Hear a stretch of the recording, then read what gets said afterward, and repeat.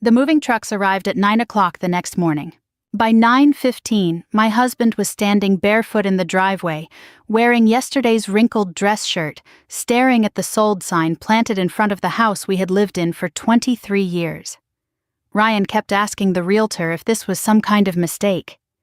Vanessa was screaming into her phone at someone from the title company, and sitting quietly on the kitchen counter right beside the untouched container of leftovers they had told me to eat the night before, was the letter I had left behind.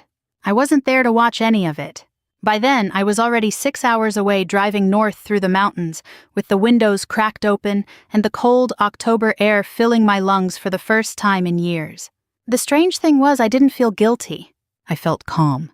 The night before had started like every other family celebration in our house, with me in the kitchen while everyone else prepared to be seen. The smell of garlic butter and rosemary still lingered in the air as I wiped down the counters for the second time. A pan of roasted potatoes sat cooling near the stove while the dishwasher hummed softly behind me.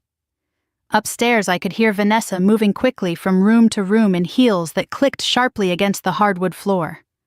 Ryan's voice drifted down the hallway while he argued with someone from work through his AirPods, and somewhere in the middle of all that noise, my husband walked through the front door grinning like a man 20 years younger. "Claire," Stephen called out before I even saw him. "Where are you?" "In the kitchen." He appeared moments later, loosening his tie with one hand while carrying a bottle of champagne in the other. His face was flushed with excitement. For a second, seeing him that happy warmed something inside me the way it used to. "They finally did it," he said. "Executive Vice President." I blinked at him. "You got it." "I got it." He laughed and shook his head. "God, it still doesn't feel real." I smiled, immediately genuinely proud, despite everything that had changed between us over the years. "Stephen, that's wonderful." He leaned down and kissed my cheek quickly before walking toward the refrigerator. I knew tonight would happen eventually. Vanessa suddenly appeared in the doorway wearing a fitted cream-colored dress that probably cost more than my old monthly teacher salary. "Ryan already booked the private room downtown," she said brightly. "Everybody's meeting us there at 7:30. "Everybody?" I asked automatically. There was a tiny pause. Not long, just enough. Vanessa glanced toward Stephen before smoothing a strand of hair behind her ear. Mostly the people from Stephen's company, my parents, Ryan's mentor from the office, that sort of thing. Stephen pulled out a sparkling water and nodded distractedly. "A lot of networking tonight." I waited. For him to say, "Of course you're coming." For him to notice I was still standing there holding the dish towel in my hands. Instead, he opened the fridge and frowned slightly. "Didn't we still have that pot roast from yesterday?" "It's in the glass container." "Perfect." He shut the refrigerator door. "You can finish that tonight. No point wasting food." I stared at him. Not because the comment was cruel exactly. Stephen had never been openly cruel. That would have been easier to fight against. No, what hurt was how natural it sounded to him. As if it made complete sense that his wife of 23 years would stay home alone eating leftovers, while the rest of the family celebrated the biggest promotion of his life. Vanessa smiled softly the way people do when they're trying to smooth over something uncomfortable without actually fixing it. "Honestly, Claire, you'd probably hate this dinner anyway. It's all corporate talk." Ryan finally came downstairs adjusting his watch. "Dad, Mark said the regional guys are already there." Then he looked at me quickly. "Mom, can you make sure nobody forgets to feed Baxter later? Not one person asked if I wanted to come." I looked at Stephen one more time, giving him one final opportunity to see me. He didn't. He was too busy texting someone from work. So I smiled. "Okay," I said quietly. That was it. One word. Vanessa grabbed her purse. Ryan opened the garage door. Stephen walked over and kissed my forehead absent-mindedly like I was part of the furniture. "We probably won't be home until late," he said. "Don't wait up." A few minutes later, the house fell silent. I stood in the kitchen listening to the distant sound of their car pulling away from the driveway. The dishwasher continued humming softly behind me. Somewhere upstairs, the television in Ryan and Vanessa's room was still playing because they'd forgotten to turn it off. I walked slowly toward the refrigerator and opened it. There on the middle shelf sat the container of pot roast. A yellow sticky note had been attached to the lid in Vanessa's neat handwriting. "Claire." For some reason, that tiny heart nearly broke me. I closed the refrigerator door carefully and leaned both hands against the counter. The truth was, this hadn't happened overnight. People don't wake up one morning suddenly invisible inside their own family. It happens slowly, quietly, one small dismissal at a time. A dinner you're excluded from here. A conversation that happens without you there. A decision made for you instead of with you. Over the last 2 years, I had become useful instead of loved, reliable instead of cherished. Stephen used to ask how my day was the second he walked through the door. Now he mostly asked where things were. His dry cleaning, his charger, the Navy folder from his office. Ryan and Vanessa had moved into our home 11 months earlier temporarily while saving for a house. At first I'd been happy about it. I missed having a full house after Sophie left for college in Seattle. But gradually the entire rhythm of the home changed. Vanessa reorganized the kitchen within 3 weeks. Then came new schedules, new furniture, new systems for how the house should run. Without anyone ever saying it directly, I somehow became the unpaid staff member keeping everybody comfortable. And the worst part, I had let it happen. I stayed quiet because peace seemed easier than conflict. Until that night. Until the leftovers. I walked upstairs slowly and entered the bedroom Stephen and I had shared for over 2 decades. His side of the bed was unmade from that morning. A gray suit jacket lay draped across the chair near the window. For a long moment I just stood there looking around the room. Then I opened the closet. In the back corner beneath an old storage shelf sat 2 navy blue suitcases we hadn't used in years. I pulled them out carefully and placed them on the bed. And for the first time in a very long time, I stopped thinking about what was best for everyone else. I didn't pack everything. That was the first thing I realized as I folded sweaters into the larger suitcase beneath the soft yellow light of our bedroom lamp. I wasn't trying to erase my life. I was trying to save whatever parts of it still belonged to me. Outside the bedroom window, the neighborhood looked peaceful. Porch lights glowed warmly across the street. Somewhere nearby, someone's sprinkler clicked rhythmically against dry autumn grass. It felt strange knowing the world continued normally while something inside me had shifted so completely. I moved quietly through the room, pulling clothes from drawers with calm, deliberate motions. Jeans, warm sweaters, my mother's silver jewelry box from the top shelf of the closet, the framed photograph of Sophie and me standing on the Seattle waterfront last spring. I left most of the expensive things behind. The television Stephen insisted on buying last Christmas. The designer bedroom set Vanessa had talked him into replacing 2 years ago. Even my wedding album stayed inside the cedar chest at the foot of the bed. Some memories felt too heavy to carry. Downstairs, the grandfather clock in the hallway chimed 8 times. They were probably ordering appetizers by now. I could picture the evening perfectly without being there. Stephen, sitting near the center of the long restaurant table, loosened Thai bourbon in hand, smiling while people congratulated him. Ryan talking loudly about real estate investments. Vanessa charming everyone effortlessly, while pretending to be interested in stories she'd already heard twice. And somewhere during the evening, someone might ask, "Where's your wife tonight?" Maybe Stephen would laugh awkwardly and say, "Oh, Claire hates these work dinners." Or maybe Vanessa would smoothly answer for him. She wanted a quiet night at home. That was the thing about disappearing slowly inside a family. Eventually, other people started telling your story for you. I zipped the first suitcase shut and sat briefly on the edge of the bed. 23 years. That was how long I had been married to Stephen Bennett. When we first met, he used to drive 40 minutes after work just to eat cheap Mexican food with me at a tiny restaurant near the elementary school where I taught 3rd grade. Back then, he listened carefully whenever I talked. He remembered small things. He used to bring me daffodils because once very casually I had mentioned they were my favorite flower. We built our life together from almost nothing. Our first apartment had stained carpets and a heater that barely worked during Ohio winters. We used lawn chairs as dining room furniture for nearly 6 months because we couldn't afford anything else. On weekends, we would sit on the floor eating takeout Chinese food while making plans for our future. Back then, Stephen used to say things like, "One day, sweetheart, we're going to have a house full of people who love being together." For a long time we did. Ryan was born when I was 21. Sophie came 4 years later. Life became loud and messy and exhausting in the ordinary, beautiful ways families often are. Soccer practices, school lunches, science fairs, late-night fevers, Christmas mornings with wrapping paper covering the living room floor. Stephen worked constantly during those years, and I supported him constantly. I handled nearly everything at home so he could focus on growing his career. At first, it felt like teamwork. We were building something together. But somewhere along the way, our roles hardened into something permanent. Stephen became the important one. I became the dependable one. There's a difference.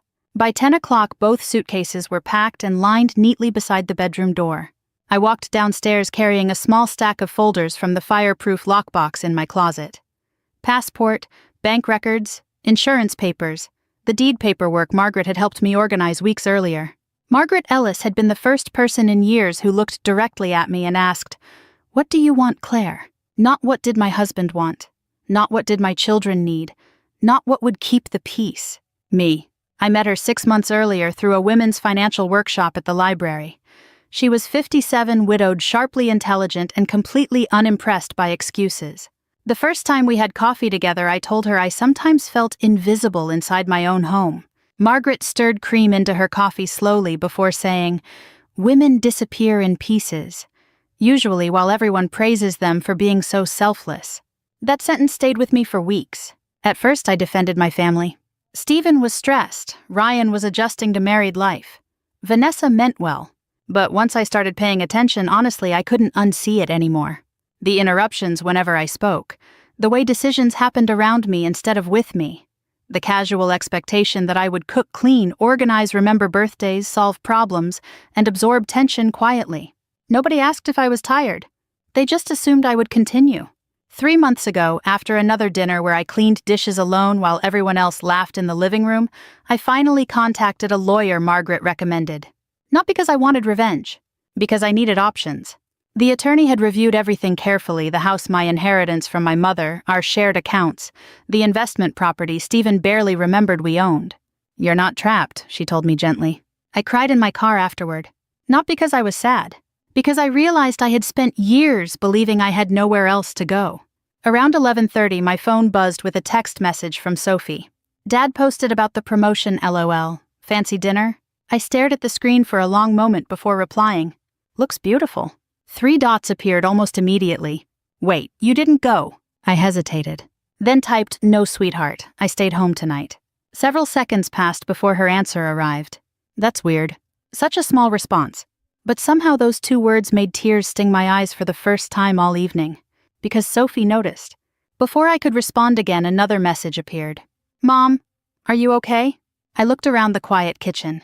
The packed suitcases upstairs. The leftovers untouched in the fridge. The silence pressing gently against the walls.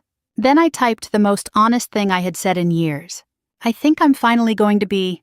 I left the house at 2:17 in the morning. Not because I was trying to be dramatic.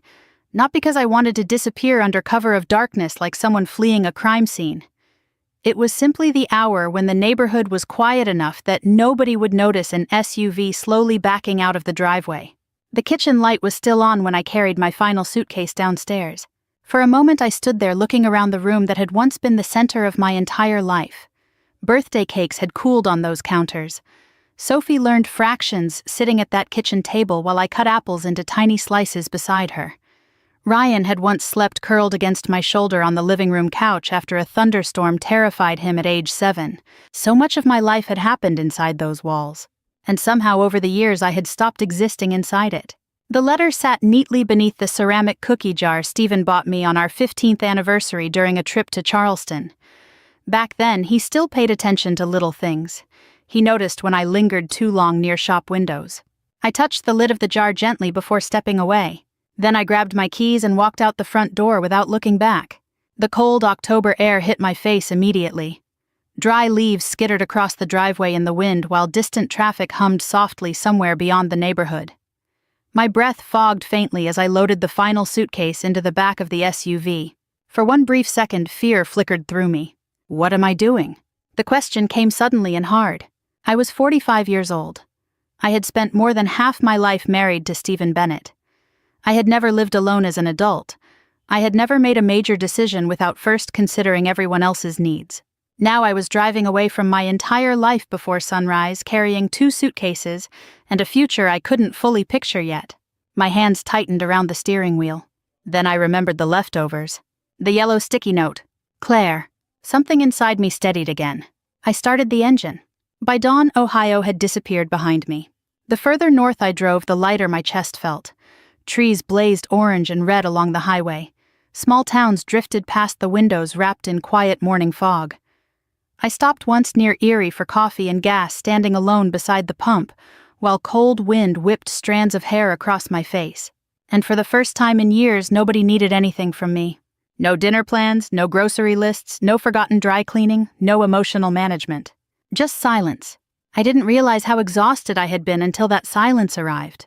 Around 8:30, my phone began vibrating non-stop inside my purse. Stephen. Again.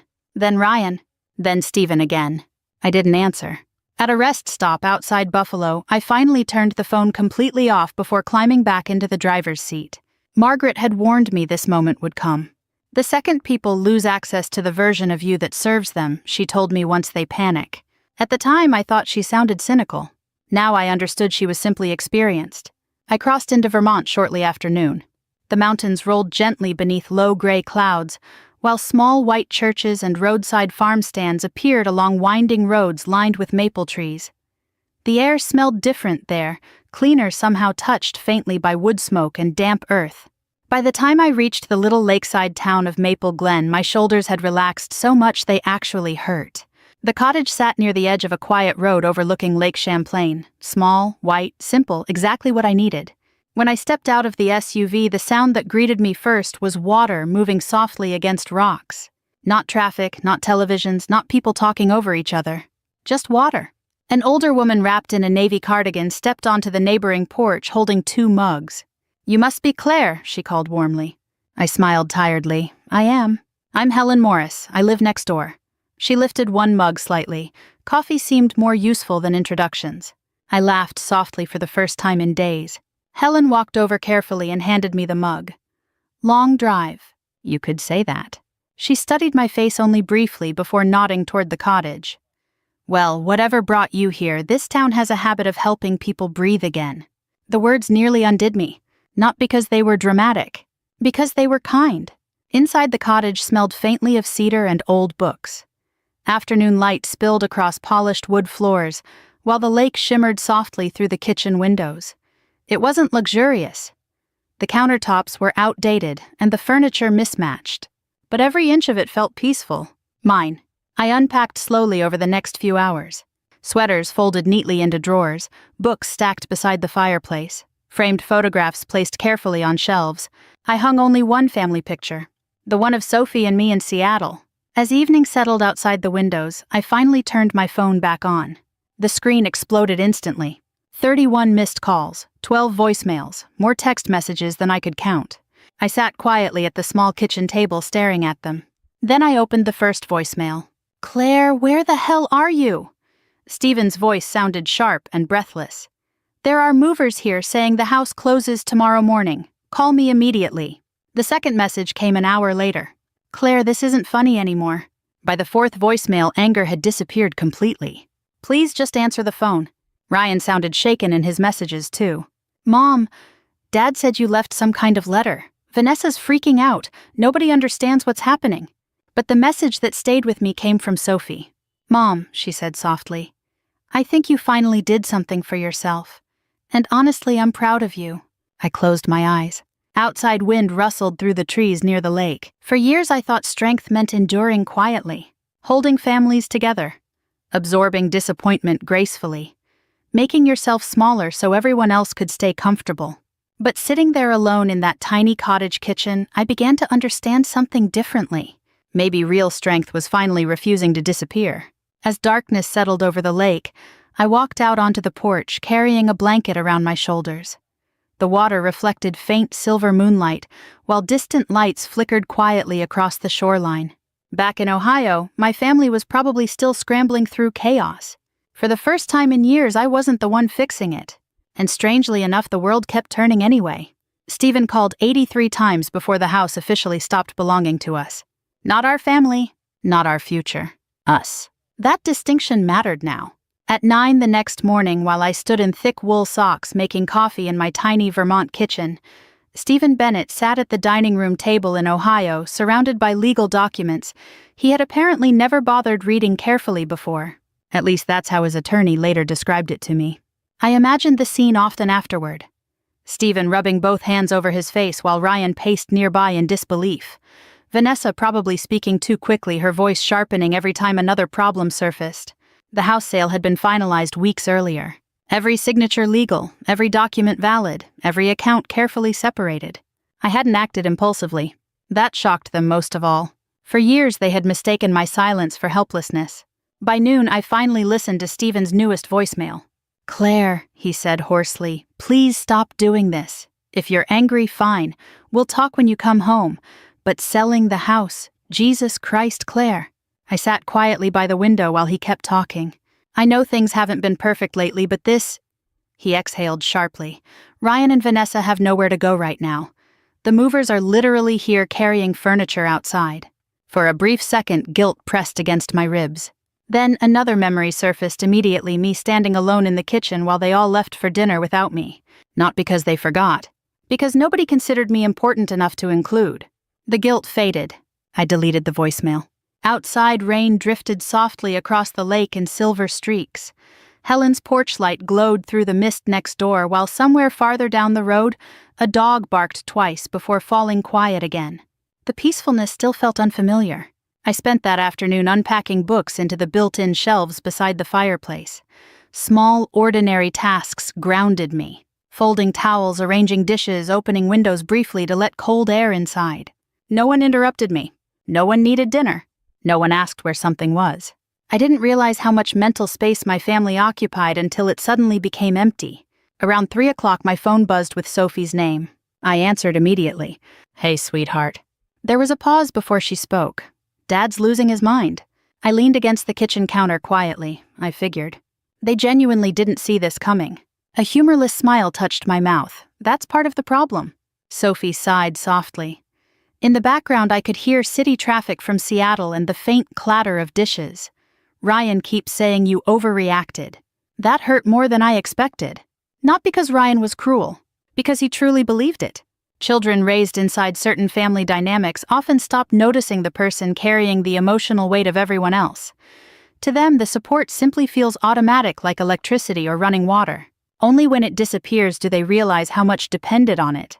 "What do you think?" I asked carefully. Sophie was quiet for several seconds. Then she said, "I think you stayed too long." My throat tightened unexpectedly.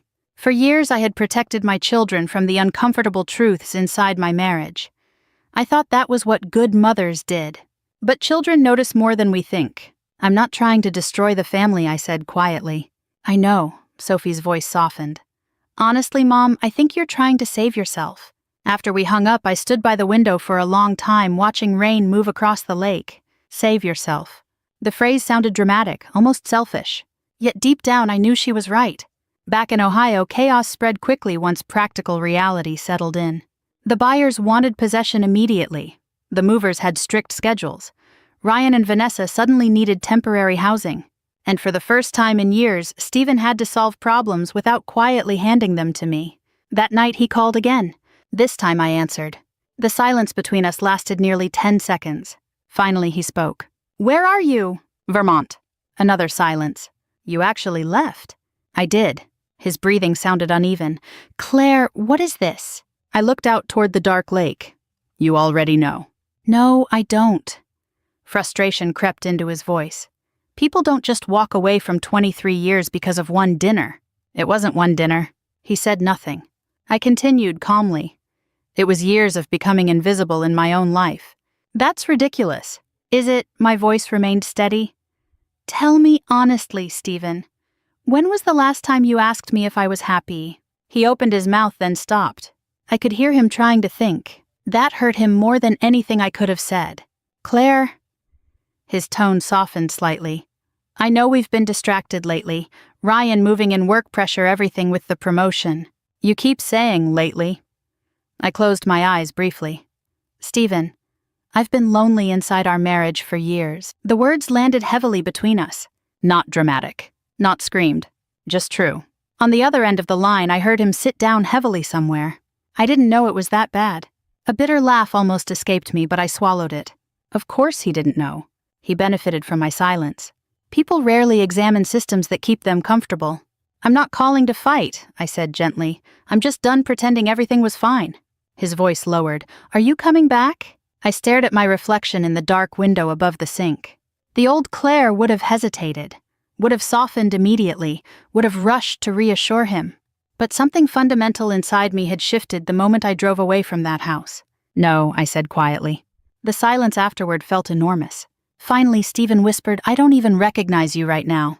For the first time in years, that didn't hurt my feelings. Because maybe the problem was that he never truly saw me clearly to begin with. After we hung up, I wrapped myself in a blanket and stepped outside onto the porch. Cold air brushed against my face while rain tapped softly against the wooden railing. Across the lake, tiny lights glowed warmly through the darkness. For years I thought leaving would feel explosive, messy, cruel. Instead it felt strangely quiet, like setting down something unbearably heavy after carrying it for far too long. The first morning I woke up in Vermont, I didn't recognize the sound of silence. Not true silence. Nothing in nature is ever completely quiet.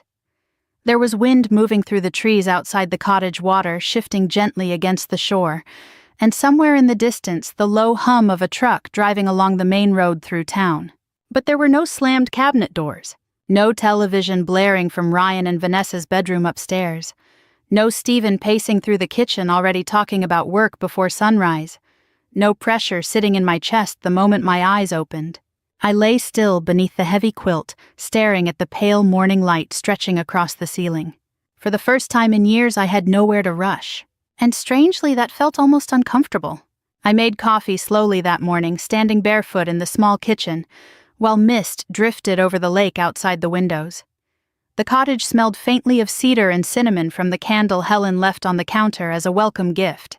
I carried my mug onto the porch wrapped in a cardigan and watched the town wake up gradually. An older man walked his golden retriever down the road. A teenage girl rode past on a bicycle with a violin case strapped to her back. Across the water, thin smoke curled from someone's chimney into the cold gray sky. Nobody here knew me as Stephen's wife, Ryan's mother, the reliable woman who handled everything. Here I was simply Claire. The thought felt both freeing and terrifying. Around noon, Helen knocked gently on my front door, carrying a basket covered with a dish towel.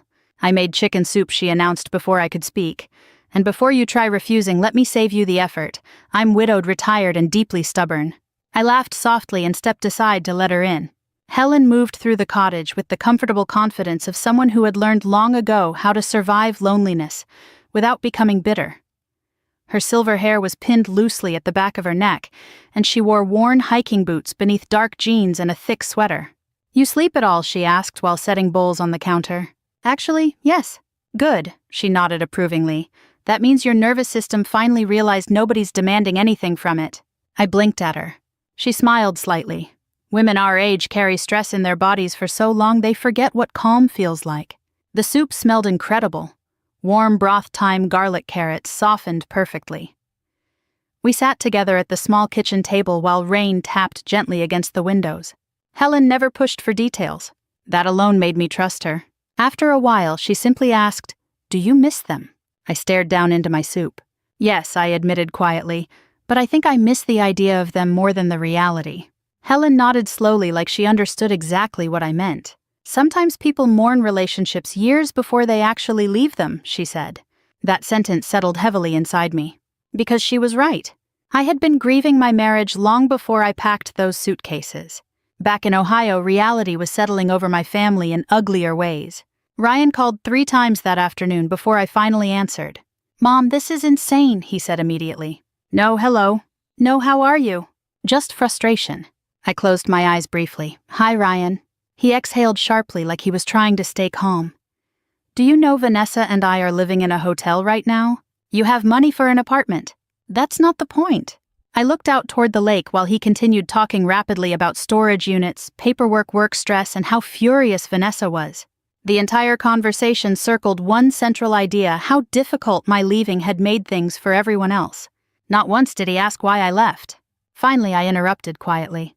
"Ryan." "What?" "Did you ever notice I was unhappy?" Silence. Then, "Mom, everybody gets stressed sometimes." There it was again, minimizing.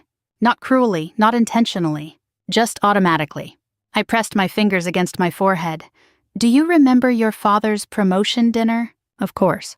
"You all left me home alone." "That's not," he stopped himself.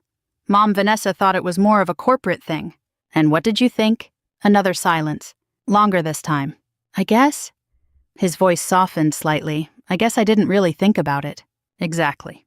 That was the entire problem. Nobody thought about me anymore unless something needed to be done. When we hung up, I sat motionless at the kitchen table for several minutes afterward. That conversation hurt more than Steven's anger. Because Ryan genuinely loved me. And even he had stopped seeing me clearly. Later that evening, Sophie called while walking home from class in Seattle.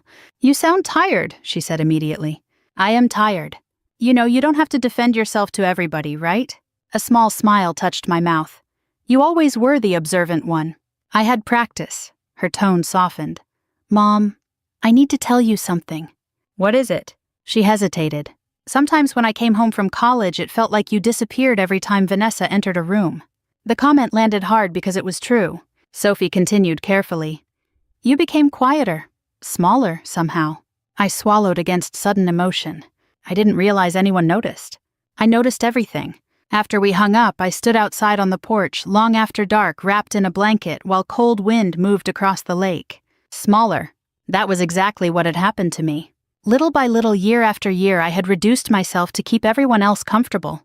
Not because anyone directly asked me to. Because somewhere along the way I started believing my value depended on how useful I could be. The realization felt painful, but also freeing. Inside the cottage, my phone buzzed again.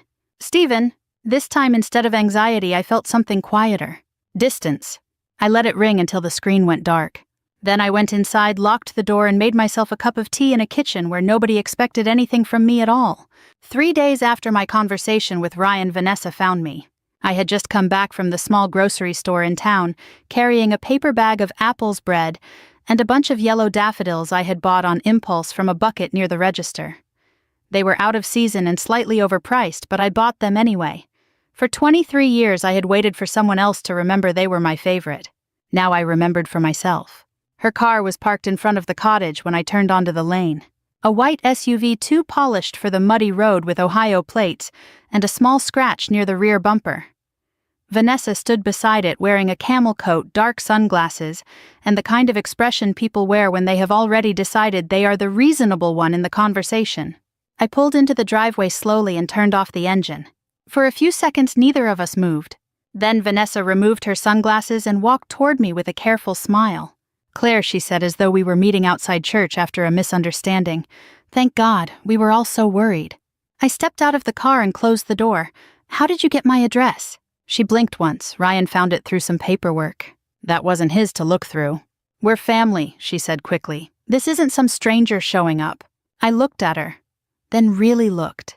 She was only 24 younger than I had allowed myself to remember sometimes. Beneath the perfect makeup and polished manners, there was exhaustion around her eyes. A little fear, too. For the first time, I understood that Vanessa hadn't only taken control of my home because she was selfish. She had done it because control made her feel safe. That did not excuse what she had done, but it made her human. Still, understanding someone did not mean handing them the keys to your peace. I lifted the grocery bag from the passenger seat. "If you came all this way, you can say what you need to say on the porch." She followed me up the steps. Her eyes moved over the cottage quickly, the peeling paint near the railing, the simple wicker chairs, the small view of the lake beyond the trees. "You're really staying here?" she asked. "Yes." "It's so small." "It's enough." Her mouth tightened. I set the groceries inside the door, then returned to the porch without inviting her in. That boundary felt small, almost invisible. But to me it was enormous. Vanessa stood with her arms folded against the cold. "Steven is falling apart. Ryan can barely focus at work. We're in a short-term rental that costs twice what we budgeted. Everyone is hurting Claire." I sat down in one of the wicker chairs. "I'm sorry they're hurting." Her expression sharpened, but not sorry enough to come back. "Number?" The answer seemed to frustrate her more because I didn't decorate it with guilt. She exhaled and glanced away toward the water. "You know I always respected you." I waited. "I really did. I thought you were strong, capable, the kind of woman who could keep a family together. That's why this doesn't make sense to me. There's a difference between keeping a family together and letting a family consume you." Vanessa looked back at me. "Nobody consumed you." I smiled faintly, not with humor. "Who planned dinners?" She looked confused. "What? Who cooked them? Who cleaned afterward? Who remembered your mother's birthday last spring when even Ryan forgot? Who watched Baxter whenever everyone went away for the weekend? Who picked up your dry cleaning when your car was in the shop?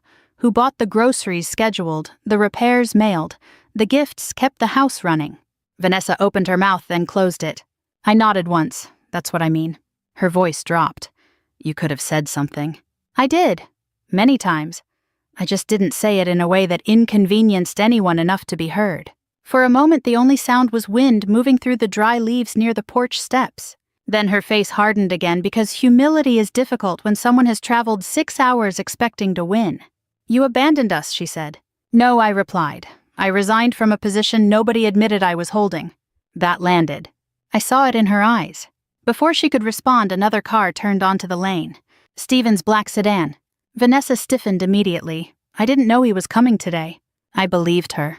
Stephen parked behind her SUV and sat in the driver's seat for several seconds before getting out. He looked older than he had the night of the promotion dinner. His dress shirt was wrinkled beneath a gray coat, and there was a tiredness in his posture that success had never prepared him to carry. When he saw Vanessa, he stopped. What are you doing here? She's worried about her life, I said calmly. Same as everyone else. Vanessa flushed. That's not fair. Maybe not entirely, I said, but it's true enough.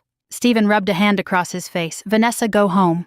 She looked between us. Ryan asked me to go home, he repeated, quieter this time. For once, she didn't argue. She walked down the porch steps, stiffly got into her SUV, and drove away without looking back. Stephen remained at the foot of the steps. I did not invite him up immediately. That pause mattered. Finally, he said, May I sit? I nodded toward the other chair. He climbed the steps slowly and sat beside me. For several minutes, we looked out at the lake in silence. A flock of geese moved across the gray water in a loose, uneven line. I read your letter again, he said. I kept my eyes on the lake, and I hated it the first time. He swallowed, because it made me feel accused. You were accused. I know. His hands folded together between his knees. That's what I'm trying to say. I know that now. The wind lifted a strand of hair across my cheek. I tucked it behind my ear, waiting. Stephen's voice was low when he continued. I keep thinking about that dinner. I keep trying to remember why I didn't ask you to come. I looked at him then. He stared down at his hands. And the worst part is I don't have a real answer. I just assumed you'd be there when we got back. There it was. The honest center of everything. Not hatred, not malice, assumption. I had become part of the background of his life, as permanent and unexamined as the walls of our old house. I built a life where you could assume that I said quietly. So I have my share of responsibility too. He shook his head. Don't make this easier for me. I'm not. I'm telling the truth. His eyes were wet when he finally looked at me. Is there any way back? I breathed in slowly. Cold air filled my lungs. There may be a way forward someday, I said. But not back. I won't return to a life where I have to disappear so everyone else can feel comfortable. Stephen nodded once, though the movement seemed to cost him something. We sat there until the sky darkened and the porch light came on automatically beside the door. When he finally stood to leave, he did not try to hug me. That restraint was the first respectful thing he had done in a long time. Winter arrived slowly in Maple Glen. By late November, the lake had turned steel gray beneath low clouds, and thin layers of frost coated the porch railings each morning. The tourists disappeared after the autumn colors faded, leaving behind quiet roads, smoke curling from chimneys, and the kind of peaceful stillness that once would have made me feel lonely. Now it felt like healing. I developed routines without even realizing it. Coffee at sunrise beside the kitchen window, long walks along the shoreline wrapped in scarves and thick boots. Tuesday afternoons helping organize books at the community library. Dinner whenever I felt hungry instead of whenever everyone else expected it. For years, my entire life had revolved around anticipating other people's needs before they voiced them. Here, days unfolded differently, simpler, slower. And gradually I began noticing pieces of myself returning. I started writing again. Not anything important at first. Just small observations in a leather notebook. Helen gave me one rainy afternoon the sound of geese crossing the lake before snow, the smell of old paper inside the library, the strange freedom of buying groceries for one person. Then one evening, while snow drifted softly outside the windows, I found myself writing about my marriage. Not the dramatic moments, not the ending. The ordinary loneliness. How Stephen used to walk into rooms already speaking before he looked at me. How I learned to keep conversations short because everyone else seemed busier. How entire days passed where the only touch I received was someone handing me a dirty plate. The details felt painfully small written down. Yet together they had nearly erased me. A week before Christmas, Sophie arrived unexpectedly. I heard tires crunching through fresh snow outside and looked up from the kitchen table just as she climbed out of a rental car wrapped in a dark green coat and knitted scarf. The second I opened the front door, she burst into tears. "Oh, honey," I whispered, pulling her into my arms. "I missed you," she cried against my shoulder. I held her tightly while snowflakes melted in her dark hair. She still smelled faintly like vanilla shampoo and cold winter air, the same way she had when she was 16. Inside, we made hot chocolate and sat curled beneath blankets near the fireplace while evening settled around the cottage. "You look different," she said eventually. I smiled faintly. "Older?" "No." She studied me carefully. "Lighter." The word settled warmly inside me. Over the next 2 days, Sophie filled the cottage with easy laughter I hadn't realized how desperately I missed. We baked cinnamon bread, watched old movies, and walked through town, while snow fell softly around us. For the first time in years, spending time with family didn't feel like work. One night while we washed dishes together after dinner, Sophie asked quietly, "Do you still love Dad?" I dried my hands slowly before answering. "Yes," I admitted, "but not in the same way anymore." She nodded like she already understood. "That's okay," she said softly. "Sometimes love changes after people hurt each other too long."